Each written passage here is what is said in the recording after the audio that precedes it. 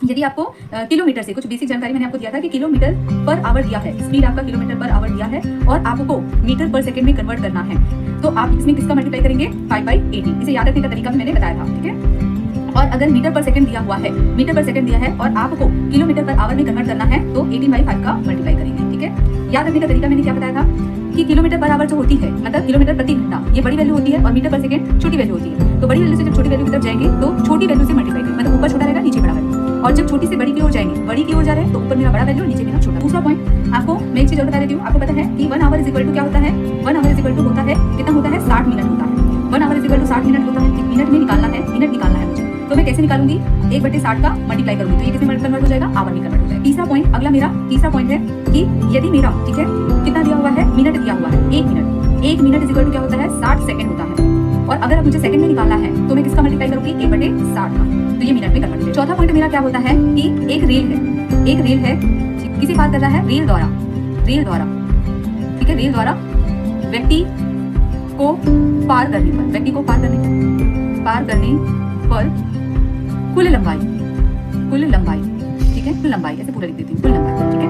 मतलब हो क्या रहा है, व्यक्ति हो सकता है या फिर खंभा हो सकता है या फिर पोल हो सकता है, ऐसे कोई भी खड़ी चीज है, इस तरह कोई खड़ी चीज है, जब इसको पार करता है तो कुल लंबाई कितना होगा, कुल लंबाई क्या होता है, रेल की लंबाई, याद रहेगा। मतलब कुल लंबाई ही मेरा क्या कहलाएगा, डिस्टेंस इज इक्वल टू क्या होगा, रेल की लंबाई। मान लीजिए एल है तो इज इक्वल टू एल। पांचवा पॉइंट क्या है, यदि व्यक्ति ट्रेन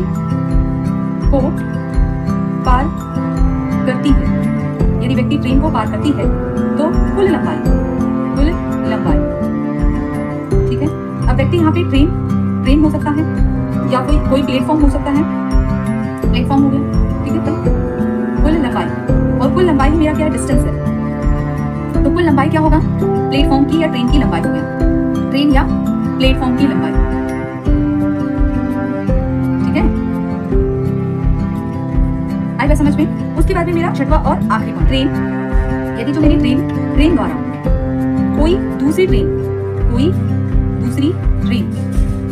या प्लेटफॉर्म को पार करती है तब कुल लंबाई क्या होगा, कुल लंबाई मतलब टी। इस कंडीशन में क्या होगा, पहली ट्रेन की लंबाई, ठीक है, जो पहला ट्रेन है ये वाला ट्रेन प्लस दूसरी ट्रेन या प्लेटफॉर्म की लंबाई जो है वो जुड़ जाएगी।